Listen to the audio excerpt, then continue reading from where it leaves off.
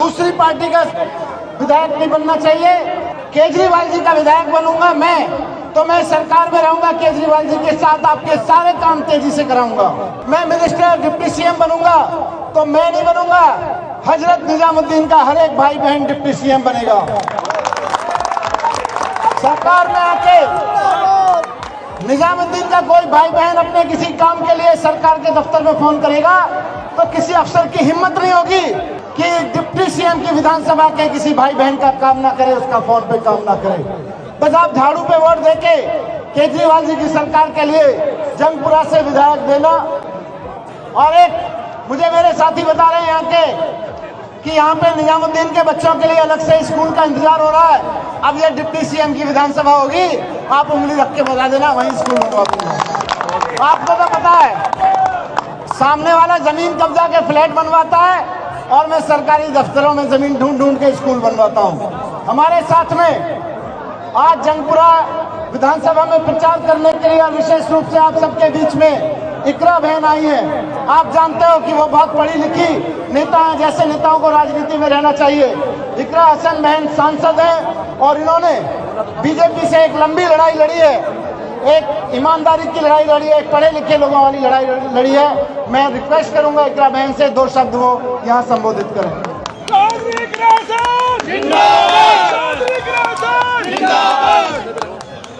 हजरत निजामुद्दीन में यहाँ पर मौजूद सभी मेरे बड़े बुजुर्ग भाई, मेरी माएँ बहनें, आप सभी को अस्सलाम वालेकुम, नमस्कार।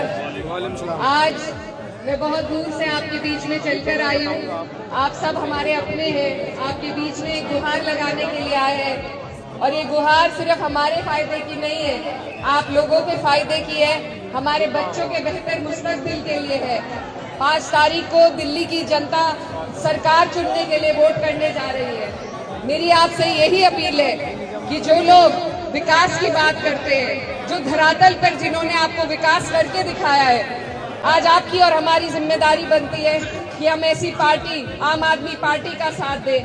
क्योंकि अगर हम अपने बच्चों को शिक्षा के राह पर उनके लिए सुविधाएं देकर, उनकी परेशानियों को दूर कर कर उन्हें आगे बढ़ा सकते हैं तो सिर्फ विकास के जरिए बढ़ा सकते हैं। और सिर्फ आम आदमी पार्टी ऐसी है जिसने दिल्ली में पिछले 10 साल में ऐसा विकास करके दिखाया है जो एक एक इंसान तक पहुंचा है। गरीबों की हिमायत की है, उनको सुविधाएं दी है, उनकी परेशानियों को दूर करने का काम किया है। शिक्षा की जो स्थिति यहाँ पर पहले थी, मैं यहीं से पढ़ी हूँ और मैं जानती हूँ। हमारी जब 10वीं की परीक्षा होती थी, हम सरकारी स्कूलों में जाते थे परीक्षा देने के लिए, तब के हालात में और आज अगर आप स्कूलों में जाकर देखेंगे तो जमीन आसमान का फर्क है। जब हम अपने बच्चों को बेहतर शिक्षा दिला सकते हैं, उन्हें बेहतर स्वास्थ्य दिला सकते हैं, उनके लिए बेहतर मुस्तकबिल का रास्ता चुन सकते हैं, तो हमें एकजुट होकर बिना बटे सिर्फ और सिर्फ अपने बच्चों के मुस्तकबिल के बारे में सोचना है, दिल्ली के बेहतराई के बारे में सोचना है, बाकी आपको और किसी चीज में नहीं पढ़ना।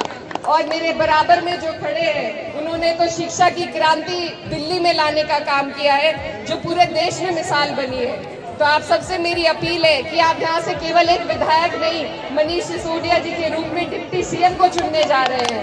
तो एक एक वोट आपका कामयाब तभी होगा जब वो एकजुट होकर आम आदमी पार्टी को पढ़ेगा। हमारी पार्टी, हमारे राष्ट्रीय अध्यक्ष अखिलेश यादव जी ने फैसला लिया है कि हम दिल्ली में आम आदमी पार्टी के समर्थन में जी जान लगाकर मेहनत करने के लिए आपके बीच आए हैं। यहाँ पर बहुत से लोग हमारे उत्तर प्रदेश से भी रहते हैं दिल्ली में।